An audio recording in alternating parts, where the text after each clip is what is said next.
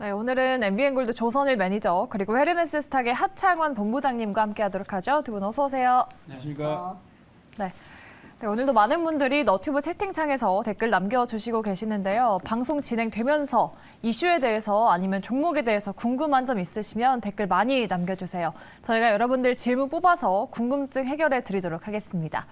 저희가 앞서서 오늘 특징주 5가지 공개해 드렸는데요. 어떤 이슈가 있었는지 자세히 체크해보고 돌아오겠습니다. 네, 선택 오늘의 특징주 시간입니다. 오늘 눈에 띄는 움직임 보여줬었던 5가지 종목들인데요. 롯데 관광개발부터 알테오젠 또 현대차까지 어떤 이슈들이 있었는지 자세하게 살펴보도록 하겠습니다. 자, 첫 번째 특징주는 바로 롯데 관광개발입니다. 중국발 입국자 모두에 대해서 PCR 검사라는 고강도 방역 대책이 오늘부터 시작됐습니다. 연말에 강하게 올랐었던 중국 리오프닝 관련주들이 대거 하락세를 보여줬는데요. 여행과 항공뿐만 아니라 그동안 시세를 냈었던 화장품 관련주들까지 밀려나는 모습 보여줬습니다. 롯데 관광개발은 오늘 6% 넘는 하락세를 보여줬습니다. 두 번째 특징주는 바로 알테오젠입니다. 알테오젠이 산도지와 1,800억 원 규모의 기술 이전 계약을 체결했다는 소식 전했습니다. 네 번째 기술 이전 소식인데요. 증권가에서는 올해 추가적인 기술 이전 그리고 단계별 기술료, 계약금 유입으로 인한 호실적을 기대하고 있습니다. 오늘 알테오젠은 3%대 강세로 마감했습니다. 다음으로 살펴볼 종목은 바로 LNF입니다. 새해 첫 거래일, 오늘의 주인공은 바로 2차전지 관련주였습니다. 증권가의 긍정적인 전망에 힘입어서 2차전지 업종이 강하게 반등했는데요. DB금융투자에서는 LNF가 올해 6조 3천억 원의 매출과 4,200억 원의 영업이익을 기록할 것으로 전망하면서 꾸준한 성장세를 이어갈 걸로 분석했습니다. LNF 외에도 포스코케미칼과 삼성 SDI가 2차전지 섹터의 저가 매수세 유입으로 상승하는 모습 보여줬습니다. 다음으로 네 번째 특징주는 바로 YG엔터입니다. 신인 걸그룹을 공개한다는 소식이 주가를 끌어올렸는데요. 전날 유튜브를 통해서 데뷔를 앞두고 있는 신인 걸그룹 베이비몬스터 관련 영상을 공개했습니다. YG엔터테인먼트에서 7년 만에 발표하는 신인 걸그룹으로 업계 안팎의 주목을 받고 있는데요. 오늘 10% 가까운 상승세를 연출했습니다. 마지막으로 살펴볼 특징주는 바로 현대차입니다. 실적 고공행진 전망으로 오늘 큰 폭의 반등에 성공했습니다. 현대차의 지난해 4분기 영업이익은 전년 동기 대비 110% 증가하면서 컨센서스를 11% 상회할 걸로 전망하고 있는데요. 원재료 비용이 3분기 고점을 찍고 다소 진정됐는데 판매량이 증가하면서 실적 서프라이즈를 기록했다는 분석입니다. 자, 이렇게 5가지 특징주들 체크해봤습니다. 네, 5 종목들 어떤 이슈가 있었는지 짚어봤고요. 이 종목들 중에서 우리는 그럼 어떤 종목을 주목을 해봐야 될지 두 분의 선택 통해서 알아보도록 하죠. 화면으로 먼저 만나보시죠. 네, 우리 매니저님은 롯데 관광개발 그리고 본부장님은 현대차 꼽아주셨습니다. 사실 오늘 리오프닝주가 네. 하락이 나왔잖아요. 롯데 관광개발도 이렇게 6% 넘게 하락을 했는데 그래도 주변에서 여행을 좀 많이 가더라고요. 네. 여행 수요가 여전히 많은 것 같습니다. 네, 그렇습니다. 오히려 오늘 조정을 저는 오히려 매수 기회라고 생각을 하고 있는데요. 뭐 잘 아시겠습니다만 오늘부터 이제 1월 2일부터 중국에서 들어오는 모든 사람들이 PCR 검사를 받는 것 때문에 지금 약간 좀 조정이 왔었는데 네. 제가 제가 보기에는 오히려 기회가 되지 않나 싶습니다.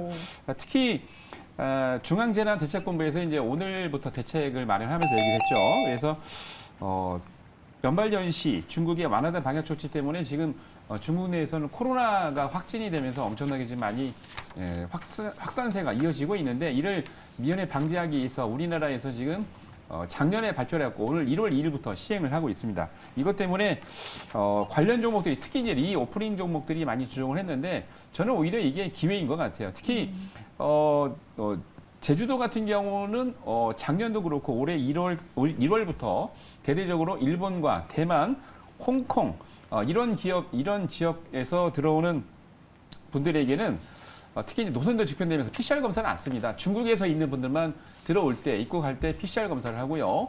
대만, 홍콩에서 오는 분들은 PCR 검사를 하지 않죠.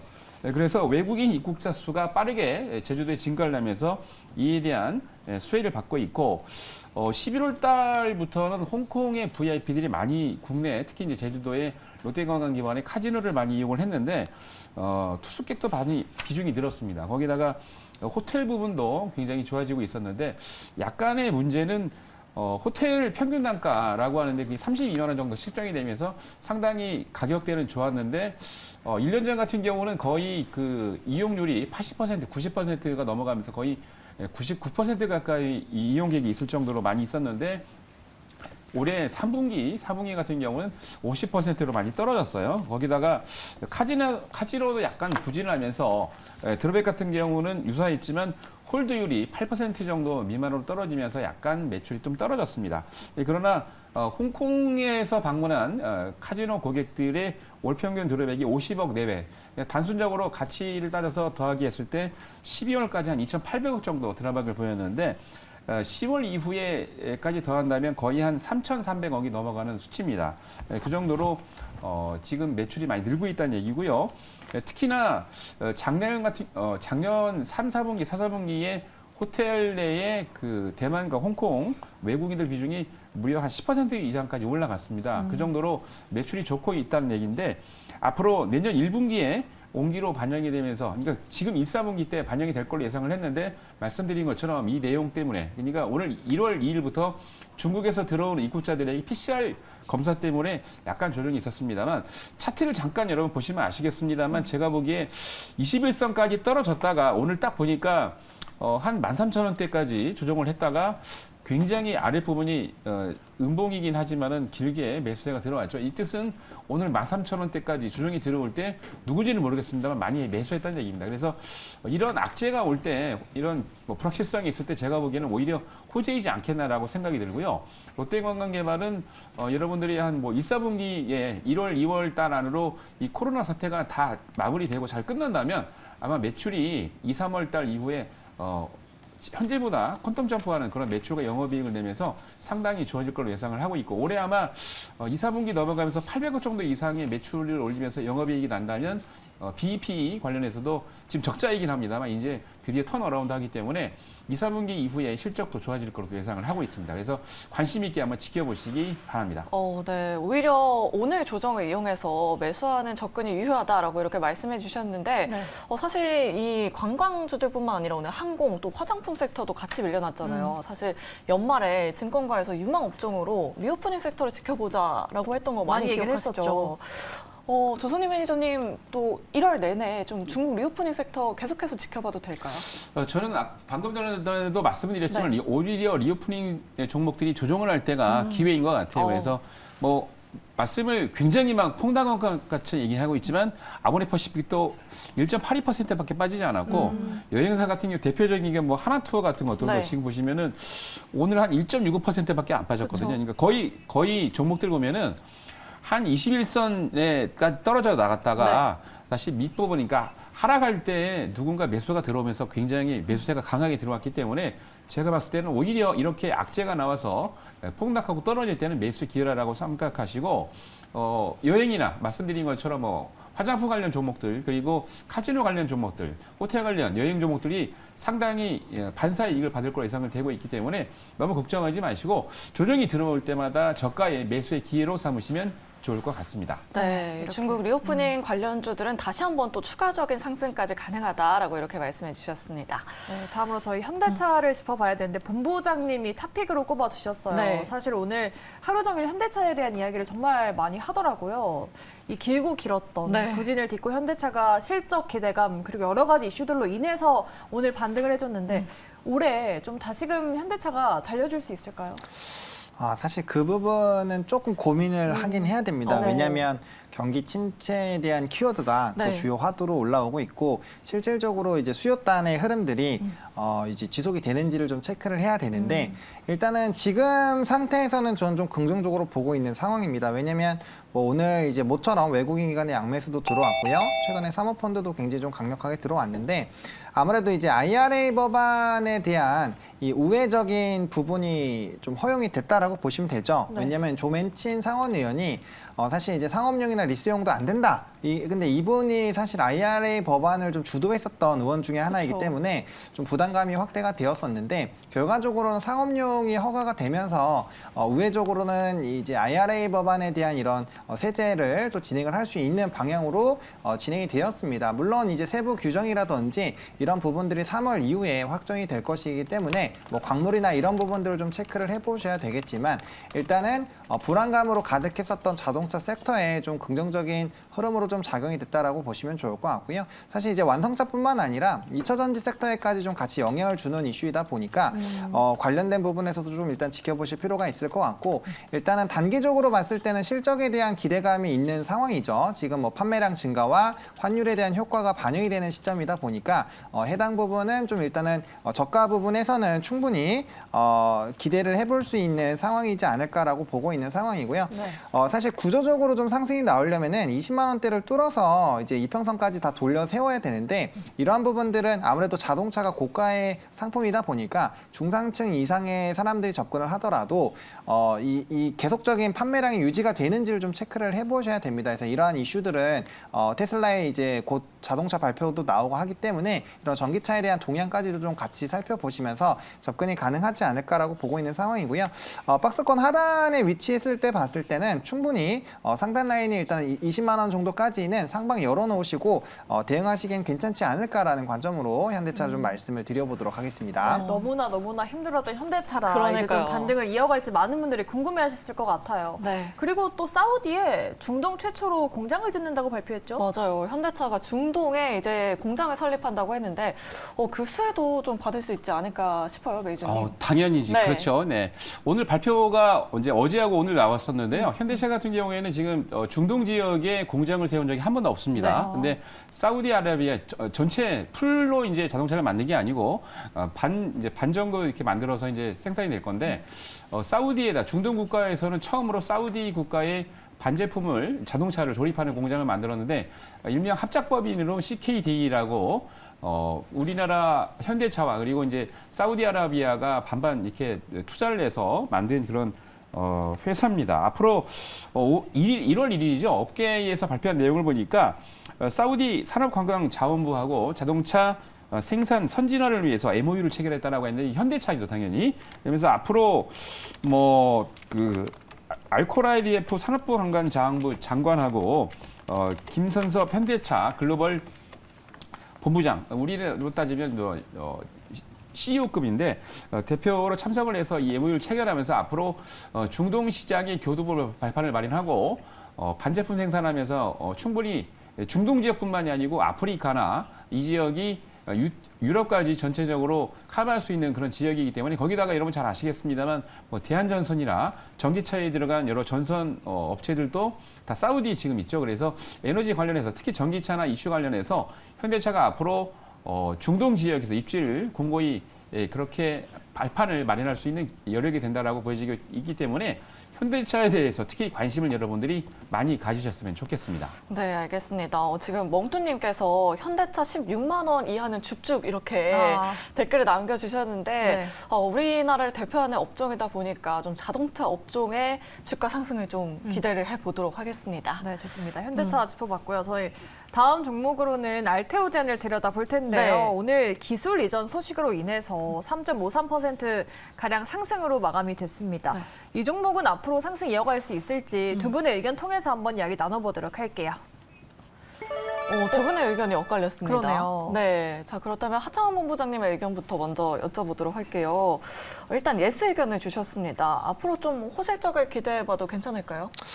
사실 일단은 이제 기사화가 좀 되어 있는 상황이죠. 네. 실적에 대한 기대감이 있는 상황이고, 지금 기술 수출에 대한 여러 번 건에 대한 이제 중간 기술 계약 마일스톤이라고 표현하는데 거기에 따른 부분들 또 초기에 대한 이제 계약금, 사실 그 금액이 막 엄청나게 크다라고 보긴 어렵지만 점진적으로 장부가에 반영이 될 것이기 때문에 좀 기대가 된다라고 보시면 좋을 것 같고, 사실 추가적인 이런 수주에 대한 기대감도 있는 상황이거든요. 기술 수출에 대한 기대감도 있는 상황이어서 추후 이러한 과정들이 나오게 됐을 때 또 유의미한 성과가 나올 수 있지 않을까라고 보고 있고, 이번에 이제 진행된 부분이 ALT B4 관련된 부분인데 벌써 4번째 기술 수출 부분이거든요. 그러다 보니까 추가적인 계약에 대한 기대감은 상당 부분 있지 않을까라는 부분이고요. 사실 일반적으로 이렇게 마일스톤이라든지 사고라든지 이런 이슈가 생기게 됐을 때 주가에 좀 굉장히 좀 큰 급등이 나오는데 뭐 사실 최근에 단기 박스권 상단도 뚫어주지 못한 그런 상황이거든요. 그래서 뭐 최근에 JP모건 헬스케어 컨퍼런스라든지 이런 이슈로 바이오 관련된 부분에 좀 이슈가 부각이 된다라고 했을 때 이런 이제 기술 수출이라든지 이런 모멘텀을 가지고 있는 기업들이 추가적인 순환매라든지 수급의 쏠림이 나올 수 있어서 추가적으로 그러한 부분들은 조금 지켜보셔도 괜찮지 않을까라는 관점에서 말씀을 좀 드리도록 하겠고요. 상단 부분에서의 돌파를 좀 못하게 되면 또 단기 박스권 하단까지는 또 빠르게 늘릴 수 있으니까 조금 지켜보시다가 이제 돌파를 하지 못했을 때는 빠르게 좀 차익을 해주시는 방향으로 대응을 해주시면 좋을 것 같습니다. 네. 아무래도 변동성이 조금 있을 수 있다라고 말씀을 하신 것 같아요. 네. 반면에 조선희 매니저님은 노의견을 주셨습니다. 오늘 또 네. 외국인과 기관은 매도세를 보여줬더라고요. 네, 맞습니다. 이게 원래 이제 알트 비퍼가 이제 알트라고 그래갖고 이 제약제가 원래 이제 2020년 9월까지 급등을 할 때 네. 굉장히 매출이 많이 일 것이다라고 예상을 했었는데 계약이 나긴 했습니다만 너무 미미해서 주가가 지금 12만 원대부터 시작을 해가지고 3만 원대까지 무려 4분의 1 토막이 났었는데 이번에도 알트 비퍼 히알루로니다인데 이게 이제 계약을 체결하면서 굉장히 반등이 나오긴 했습니다만 미미하죠. 주가 반등도. 그리고 거기다가 향후에 한 2개월 정도가 진행이 되면서 이게 이제 마일스톤이라는 거는 계약 체결하고 난 다음에 이 효과가 나면 계속해서 이제 진행을 하면서 계약을 늘리는 방식인데 거의 한 1,839억이라고 하는데 주가가 12만 원대까지 올라갈 때처럼 이렇게 탄력적으로 움직이지 않는 것으로 보입니다. 그래서 사실은 금년 5월 달에도 아마 지분 투자하신 분들이 두 분이 계셨는데 형인우 씨하고 염현우 씨, 그다음에 스마이튼 그로스가 포함을 해갖고 한 5.94% 지분을 인수를 했는데 아마 이런 이슈 때문에 아마 작년 5월 달에 작년 10월 25일 날 추가적으로 이제 이 지분을 변동했었는데 인수를 했는데 제가 봤을 때는 알트가 효과적으로 지금 많이 나고 그리고 매출이 많이 나야 되는데 예상외로 그렇게 안 날 걸로 예상을 하고 제 생각은 하고 있기 때문에 반등 시에 탄력적이지 않다면 주가가 반등 시마다 여러분 보유하고 계신 분들은 조금 비중을 줄이시는 게 좋지 않겠나 그런 의견입니다. 네. 네. 의견이 갈렸습니다. 알테오제는 다양한 의견 한번 참고해 보시기 바라겠고요. 그러면 네 번째 종목은 어떨지 그동안 힘들었던 2차 전지주가 오늘 반등하지 않았습니까? 그러니까요. 그 안에서 LNF가 오늘 6% 넘는 장대 양봉을 보였는데 내일도 갈 수 있을지 두 분 통해서 의견 들어보도록 하죠. 네, 두 분 모두 예스 의견을 주셨습니다. 사실 요즘 테슬라가 정말 많이 빠져서 맞아요. 우리 국내 증시 2차 전지주들도 정말 큰 폭의 하락세를 보여줬는데 새해 첫날부터 딱 2차 전지 업종이 주인공이 반등을, 됐습니다. 자, 그렇다면 조선희 매니저님께 한번 여쭤보도록 할게요. 이 LNF를 비롯해서 다른 2차 전지 업종 주목을 해봐야 할 시점이다라고 보시는 거죠? 네, 저도 작년에 이제 특히 이제 이 에너지 업종 중에 2차 전지 같은 경우는 많이 관심을 가지십시오라고 말씀을 드렸었는데 올해 한 6조 한 3천억 원의 매출을 하고 4,223억 정도의 영업이익을 예상을 하고 있는데 2차 전지 관련해서 종목들이 상당히 매출과 영업이 좋을 겁니다. 그러니까 금년 같은 경우에 실적이 좋은 회사들이 몇 개 없는데 여러분들이 꼭 관심을 가져야 될 섹터가 바로 2차 전지 섹터라는 얘기죠. 앞으로 실적과 영업이익을 2차 전지 업종만큼 따라갈 그런 업종이 없을 겁니다. 거기다가 불확실성이 있었는데 그동안 수요 부진 거기다가 여러분 잘 아시는 테슬라가 약간 이제 수요 부진이 아니냐 얘기가 나오면서 전기차의 수요가 떨어질 것이라는 예상이 나오면서 좀 문제가 있긴 약간 불확실성이 증가를 했었는데 근데 이게 테슬라 할인 정책이 나오고 난 다음에 좀 잘 팔리고 있습니다. 그래서 여기에 대한 불확실성이 좀 사라지고 있는 것 같고 거기다가 앞으로 아까 말씀드린 것처럼 가장 중요한 거는 매출과 영업이익인데 2차 전지 업종만큼의 다른 업종들이 매출과 영업이익을 넘을 그런 업종군이 없는 것 같아요. 그래서 이 LNF뿐만이 아니고 대장주인 LG 에너지 솔루션, 삼성 SDI, 그리고 포스코 케미칼과 에코프로비엠 같은 관련 종목들을 여러분 눈여겨보시면서 거기다가 뭐 폐배터리 관련주도 굉장히 좋죠. 그래서 관련 종목들과 업종군들을 보시면서 한 1년 이상 투자하시는 것도 괜찮지 않겠나라고 싶습니다. 네. 댓글창에서 우리 김태경님께서 2차 전지 아직 갈 길이 멀다라고 말을 하세요. 정말 이렇게 2차 전지는 아직까지는 많은 분들이 의구심을 갖고 네. 있는 상황인데 우리 본부장님도 고를 주셨습니다. 네. 뭐 사실 이제 2차 전지 같은 경우는 최근에는 이제 지수 연동 종목으로도 좀 같이 보셔야 됩니다. 그러다 보니까 좀 지수가 눌렸을 때 좀 차익이 나오면서 좀 같이 눌렸는데 사실 LNF 같은 경우는 지금 가격대가 이제 21년 9월 때, 그러니까 이 시세가 분출된 이후에 이제 박스권 하단 라인 부분이거든요. 그래서 사실 좀 가격적으로는 접근이 가능하지 않나라고 보고 있고, 사실 2차 전지 특히나 이제 뭐 소재단이나 이런 기업들 같은 경우는 뭐 실적이라든지 이런 수주에 대한 불안감이 아니라 뭐 테슬라발 이슈, 그리고 전기차 전반적인 수요에 따른 둔화, 이런 부분에서의 좀 영향을 받고 있다 보니까 사실 좀 장기적인 시간을 본다라고 했을 때 주요 완성차 업체들이 완전한 전기차로의 전환을 이미 선언한 상황이고, 앞으로 전기차는 계속적으로 늘어날 수밖에 없습니다. 그러면 산업적으로는 구조적인 성장이 가능하다라고 보시면 좋을 것 같고요. 뭐 우리나라 기업들이 뭐 소재단이나 이런 부분에서는 굉장히 좀 강한 모습을 보여주고 있어서 뭐 단기적인 그런 또 시세에 대한 차익들이 나왔기 때문에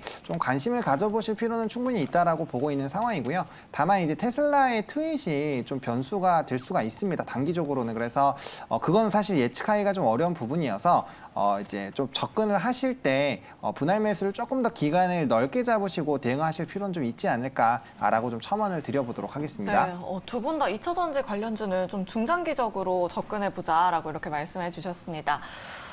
계속해서 이제 다음 종목으로 넘어가 보도록 할게요. 네. 오늘 YG 엔터테인먼트가 10% 가까운 상승 탄력을 받았습니다. 새로운 걸그룹이 또 나온다고 그러니까요. 합니다. 기대감이 정말 높아요. 네, 자, 두 분의 의견 한번 확인해 보도록 하겠습니다. 갈렸습니다. 네. 일단은 조선희 매니저님께 한번 여쭤보도록 할게요. 또 우리 매니저님이 엔터 업종 또 굉장히 많이 좋아하시고. 굉장히 좋게 보는데 지난번에도 이게 나왔는데 똑같은 지금 결과가 그러니까요. 예, 거의 네. 한 달 전에 얘기했을 때 그죠? 예, 근데 YG 같은 경우는 지금 문제가 이제 빅뱅의 태양하고 대성이 떠났죠. 맞아요. 잘 아시겠습니다. 태양 같은 경우는 12월 26일 날 테디가 수장으로 있는 더 블랙 레이블하고 계약을 체결했고, 대성 같은 경우는 계약이 완료된 다음에 지금 새로운 그 소속사를 찾고 있는 중인데요. 거기다가 여러분 잘 아시는 떼창으로 유명했던 아이콘, 그죠? 이 아이콘도 모든 멤버들이 다 탈퇴를 하고 143 엔터테인먼트의 전속 계약을 1월 1일 날 체결했습니다. 그러면서 떠났는데 이제 많은 분들이 이렇게 떠나면서 셀럽들이 많이 나가고 있는데 어떻게 매출이 올 수 있겠냐라고 하는데, 제가 보기에 이제 크게 두 가지를 보여요. 우선은 이제 지드래곤이 1월 1일 날 빅뱅의 공식 SNS를 통해서 근황을 발표했는데 금년에 다시 컴백을 해서 활동을 많이 하겠다는 얘기가 나왔었고요. 그리고 두 번째는 이전에는 여러분 잘 아시겠습니다만 지금 그 누굽니까? 바로 이제 그 블랙핑크죠. 블랙핑크가 거의 7년 가까이 열심히 일을 하면서 했는데 블랙핑크를 넘어설 그런 여자 걸그룹이 안 나온다라는 이슈가 많이 있었어요. 근데 올해 1월 1일 YG에서 대대적으로 발표한 내용이 있었죠. 바로 이제 베이비몬스터라는 신의 멤버 여자 그룹들인데, 이 그룹들이 제가 조금 이제 유튜브를 확인하고 보니까 상당히 리듬감도 있고, 거기다가 각자가 보컬이나 또는 춤들도 굉장히 잘 추는 것 같던데, 아마 블랙핑크를 능가할 그런 여성 그룹이 나올 것 같아요. 그래서 관심 있게 한번 지켜보시고, 앞으로 매출과 영업이익이 이런 신의 그룹들뿐만이 아니고 기존에 있는 셀럽들의 멤버들의 매출과 영업이익을 기대하면서 금년에 중국이 이제 뭐 아시겠지만 지금 이제 한한령도 지금 풀었기 때문에 코로나가 아마 중국 내에서 빨리 해결이 된다면 엔터테인먼트 관련 업체들이, 특히 이제 YG도 마찬가지고요. 굉장히 탄력을 받으면서 매출과 영업이익이 늘어나지 않을까라고 생각하고 있기 때문에 저는 YG 엔터테인먼트도 앞으로 잘 될 것으로 기대하고 있고, 여러분들도 좀 관심을 가져주시기 바랍니다. 네. 반면에 하창원 본부장님은 노 의견을 주셨어요. YG 네. 엔터테인먼트 주가를 보면 거의 바닥 수준에 위치하고 있긴 했는데 오늘 너무 급등해서 노 의견을 주신 걸까요? 이유가 아니요, 뭘까요? 뭐 그런 거는 아니고요. 네. 사실 엔터는 뭐 저도 굉장히 좋다라고 많이 말씀드렸고, 예. 항상 토픽을 JYP로 좀 강조를 많이 드리는데, 네, YG 엔터보다는 JYP다. 네, 저는 여전히 그렇게 네. 생각을 합니다. 그러니까 이제 뭐 지금 수준에서는 추가적인 가격 상승이 나올 수는 있죠. 다만 엔터사에서 좀 중요하게 보셔야 되는 게 군대 문제랑 이제 7년차 재계약인데, 블랙핑크의 재계약 시점이 물론 내년이기는 하죠. 네, 근데 그렇지는 하지만 사실 재계약을 다 진행을 할지에 대한 사실 물음표가 조금 있는 상황입니다. 게다가 빅뱅도 앞서 설명해 주신 것처럼 이제 멤버들이 조금 이동이 좀 있기 때문에 네. 그러면은 기존에 있었던 그런 라인업들을 채울 이런 아티스트들이 좀 필요한데 YG 같은 경우 지금 너무 의존도가 높다라는 거죠. 그럼 하이브의 이전 사례를 좀 보게 됐을 때 BTS에 대한 매출 비중이 워낙 높았고 사실 이제 뭐 뉴진스라든지 뭐 르세라핌이라든지 좀 그래도 흥행한 이런 그룹들이 늘어났지만 여전히 매출 비중에 대한 부담감이 있었고 거기에 따라서 주가가 정말 많이 떨어졌었잖아요. 그러니까 그런 흐름들이 이런 YG에서 나타날 가능성이 있다라는 거죠. 만약에 블랙핑크의 재계약이 불발이 되게 된다라고 했을 때 그 불확실성을 생각을 해보신다라면은 조금은 여전히 좀 보수적으로 보실 필요가 있지 않을까라는 관점입니다. 물론 엔터 전반적인 부분에서는 전 굉장히 긍정적으로 보고 있는데 만약에 이 엔터사들 중에서 골라야 된다라고 한다면 리스크적인 부분이 가장 적고 본업적인 부분이 워낙 이 사업 포트폴리오가 사실 엔터사들도 뭐 식당부터 시작해서 굉장히 다양하게 펼쳐져 있는데 JYP 같은 경우는 해당 부분에서 음원, 음반 이런 아티스트 쪽으로 사업의 포트폴리오가 좀 포커스가 많이 되어 있거든요. 그리고 엔터사들 중에서 실적도 가장 잘 나오기도 하고요. 그래서 오히려 보신다면은 그런 기업적인 리스크가 조금 더 덜하고 실적적인 기대감이 지속적으로 나올 수 있는, 그리고 그쪽은 트와이스 7년차 재계약 전부 다 진행을 했거든요. 그래서 그런 리스크 부분들이 좀 해소가 된 상황이어서 뭐 물론 이제 YG 엔터 같은 경우는 말씀해주신 것처럼 베이비몬스터가 정말 흥행을 잘 한다라고 한다면 주가의 탄력성은 굉장히 강력하게 나올 겁니다. 하지만 조금 더 안정적으로 보신다라고 했을 때는 전 여전히 뭐 JYP적인 부분 그리고 베이비몬스터가 흥행하는 거를 보고 들어가셔도 좀 늦지 않는다라는 관점으로 노의견을 드렸다라고 좀 정리를 드려보도록 하겠습니다. 네, 이렇게 5가지 종목에 대한 두 분의 의견까지 확인을 해봤습니다. 자, 오늘 2023년 첫 번째 거래일이었잖아요. 두 분에게 이거 안 여쭤볼 수가 없을 것 같습니다. 올해를 주도할 섹터 네. 많은 분들이 궁금해하실 것 같은데요. 사실 이번 달 이제 1월 효과를 기대하면서 네. 어떤 섹터가 주도할지 궁금하실 텐데 레빗 점프할 시장 누구부터 먼저 물어볼까요? 조선희 매니저님께 한번 여쭤보도록 할게요. 네. 네, 흑토끼잖아요. 흑토끼 네. 때 좀 점프를 해야 되는데 예. 저는 그 제약 업종하고요. 아. 그리고 엔터 업종을 좀 보고 있습니다. 네. 네, 보통 이제 제약 업종 같은 경우는 지금 그 차트상으로도 한 2년 이상 조정을 했고 네. 거기다가 아까 이제 좀 들어오기 전에 얘기를 했는데 제약 업종들 같은 경우는 여러 가지 이슈들이 많이 나오고 있는데 특히나 그동안에 이제 카더라나 또는 이슈가 실질적으로 이제 신약이 나오지 않고 관련된 이슈로만 그러니까 선반영돼서 주가가 급등했던 면이 없지 않아 있습니다만 앞으로는 한 2년 정도 지나고 난 다음에 실질적으로 관련 업종군에 또는 제약업에 있는 종목들 중에서 분명히 신약이라든지 아니면 실적이 굉장히 퀀텀 점프를 하면서 올라가는 종목들이 많이 나올 것으로 예상을 하고 있고 특히나 지금 이제 그 코로나와 그리고 이제 독감이 많이 유행을 하고 있는데 이 관계에서 매출이 많이 올라갈 것 같습니다. 그런 걸 보시고 거기다가 엔터 업종 같은 경우는 리오프닝이 되면서 굉장히 좋아질 것 같아요. 그래서 엔터 관련 업종 등을 여러분 잘 참고하시면서 보신다면 아마 두 개의 업종군에서 좋은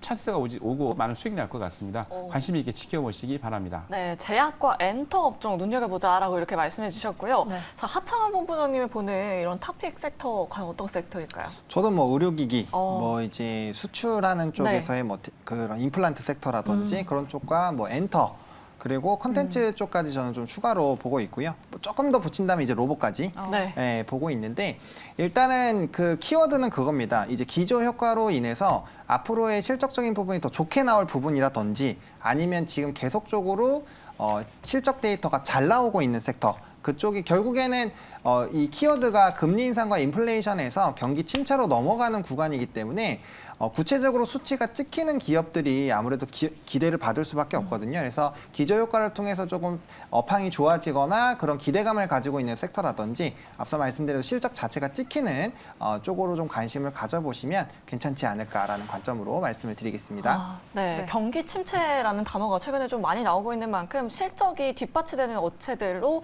선별적으로 접근해보자라는 말씀까지 들어봤습니다. 네. 자, 그럼 하창원 본부장님은 여기서 이만 보내드리도록 하겠습니다. 오늘 말씀 고맙습니다. 네, 감사합니다.